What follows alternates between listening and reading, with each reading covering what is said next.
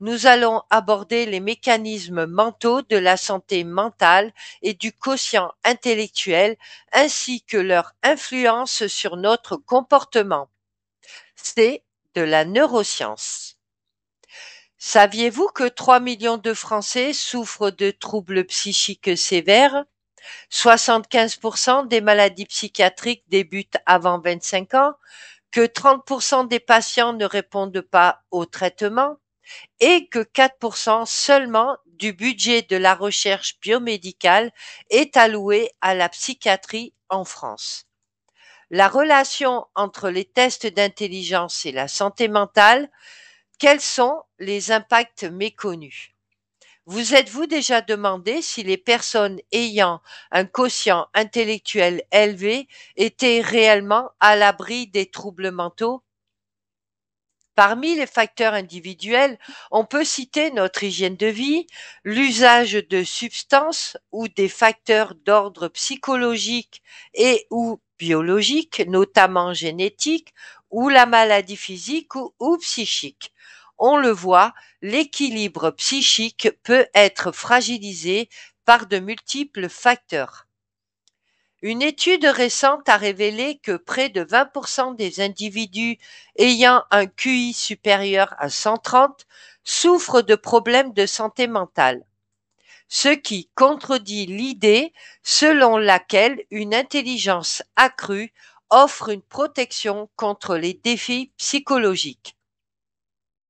Ce phénomène intrigant soulève la question des liens complexes entre l'intelligence et la santé mentale souvent méconnus. En réalité, l'intelligence peut amener à une réflexion plus profonde sur le monde, ce qui, paradoxalement, peut accentuer l'anxiété et la dépression. En intégrant ces évaluations dans votre pratique, vous pourrez découvrir des aspects cachés des gens, des candidats qui pourraient être recrutés et pourtant être déterminants pour leur épanouissement personnel et professionnel. La santé mentale est influencée par une variété de mécanismes qui peuvent affecter notre bien-être psychologique et émotionnel. Voici quelques-uns des principaux mécanismes qui jouent un rôle sur la santé mentale. Les mécanismes biologiques. Génétiques. Certaines conditions de santé mentale comme la dépression ou l'anxiété peuvent avoir une composante héréditaire. Les gènes peuvent influencer la susceptibilité à ces troubles. Les neurotransmetteurs. Les déséquilibres dans les neurotransmetteurs, comme la sérotonine, la dopamine et la noradrénaline, peuvent affecter l'humeur et le comportement. Les hormones, la fluctuation hormonale, par exemple pendant la puberté, la grossesse ou la ménopause ou l'andropause, peuvent également influencer la santé mentale. Nous avons aussi les mécanismes psychologiques. La cognition.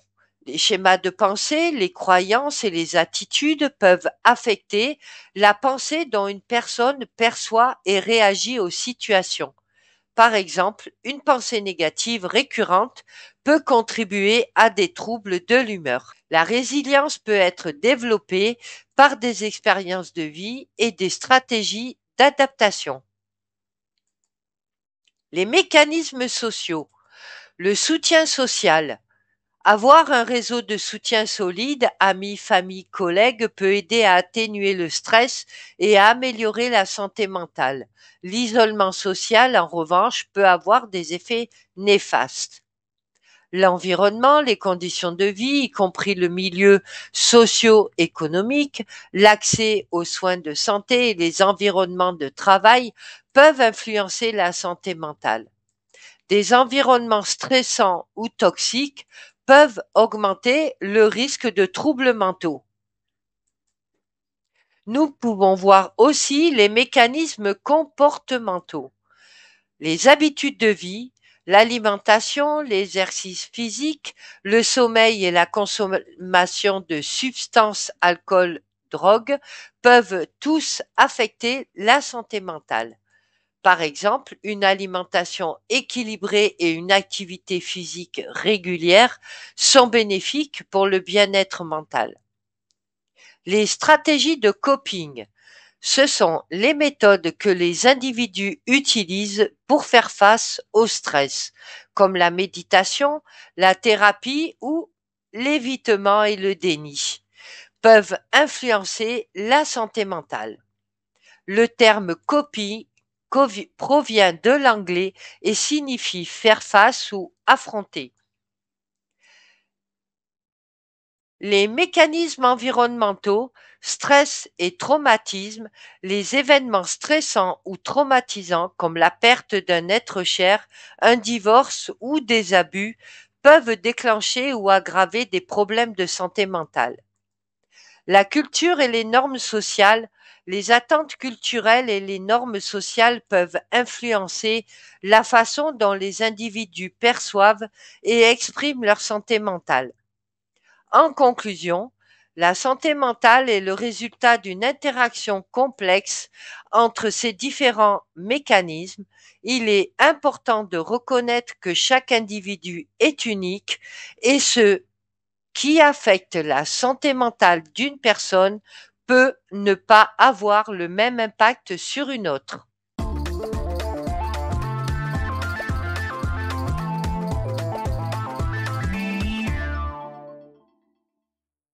Passons aux différents quotients.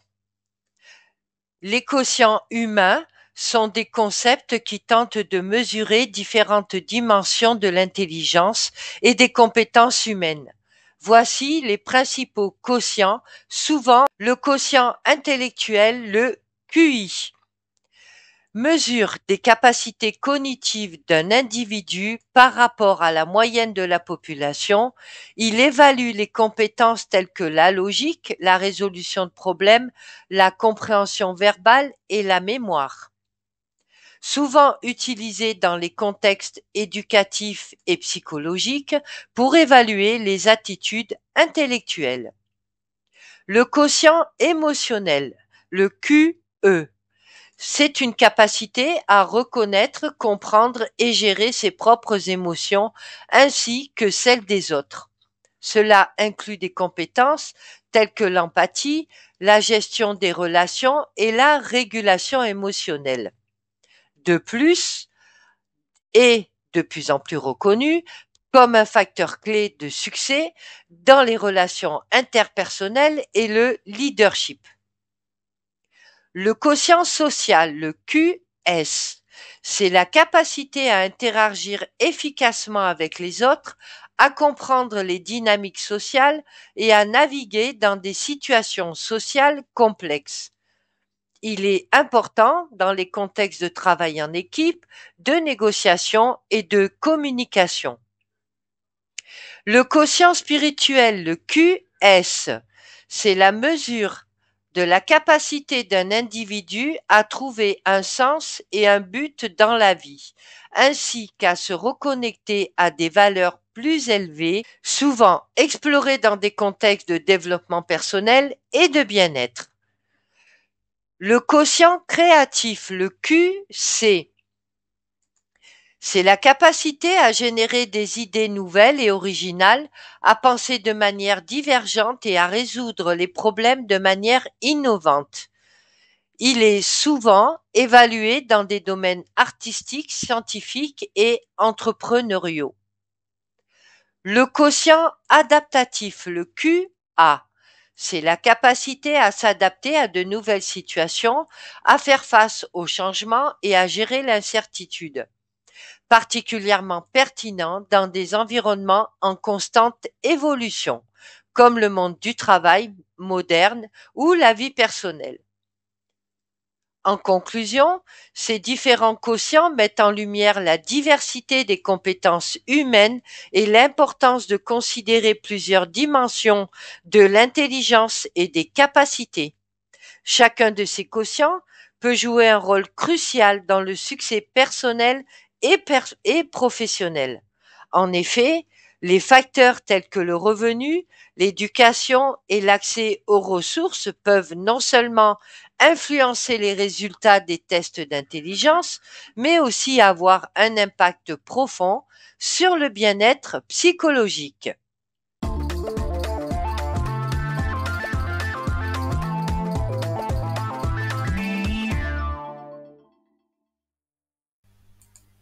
Nous espérons que ce nouveau thème vous a plu. Vous pouvez retrouver les chroniques en images sur la chaîne YouTube de la radio. Pour vos témoignages, interviews ou impulsions musicales, nous vous invitons à nous contacter sur Radio Média Sud Toulon par mail à mediasud83@gmail.com. Vous pouvez écouter la chronique de Sophie les mardis et jeudis de 19h à 19h30. Adécias à tous.